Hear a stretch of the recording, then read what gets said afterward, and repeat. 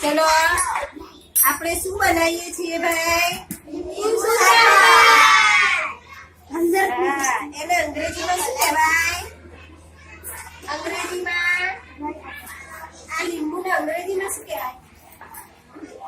શું કહેવાય? કોઈ ખબર છે? શું કહેવાય? લેમન. શું કહેવાય? લેમન. લેમન. શું કહેવાય? લેમન.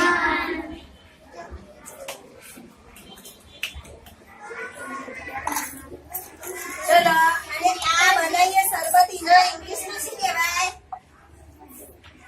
શરબતના શું કહેવાય? જ્યુસ.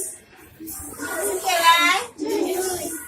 તો લેમનના પેલા લીંબુના લેમન કહેવાય અને શરબતના જ્યુસ કહેવાય. તો આપણે ઇંગ્લિશમાં બોલો જો કયો જ્યુસ બનાવીએ છીએ? Lemon juice. કયો બનાવીએ છીએ? Lemon juice. કેવી રીતે લેમન જ્યુસ બનાવીએ છીએ જો બધા ધ્યાનથી.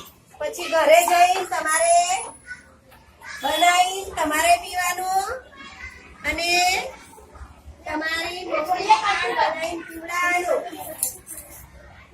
બરાબર? ઘેર જઈને બનાવજો બધા લેમન જ્યુસ. તમારી મમ્મી કહેવાય કે હું લેમન જ્યુસ બનાવું એટલે તમારી મમ્મી પૂછશે કે લેમન લેમન એટલે શું? એટલે તમારે કહેવાનું કે લેમન એટલે લીંબુ. એમાં શું શું જોઈએ? લેમન જ્યુસમાં શું શું જોઈએ?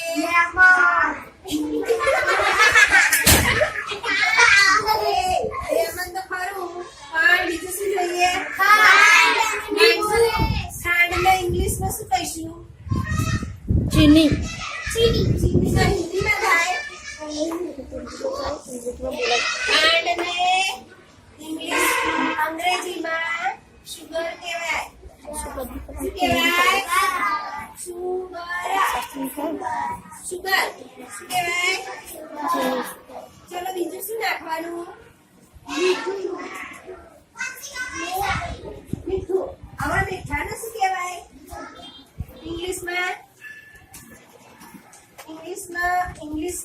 અંગ્રેજીમાં મીઠાને શું કહેવાય?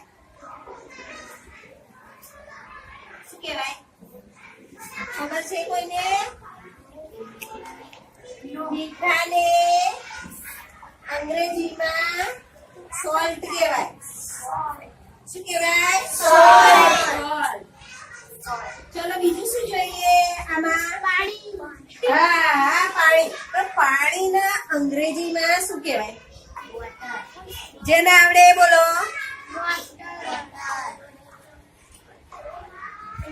પાણીને અંગ્રેજીમાં શું કહેવાય? વોટર. હવે શું રહ્યું અંદર નાખવા માટે? કઈ રહ્યું? હવે પહેલા તો ગ્લાસ.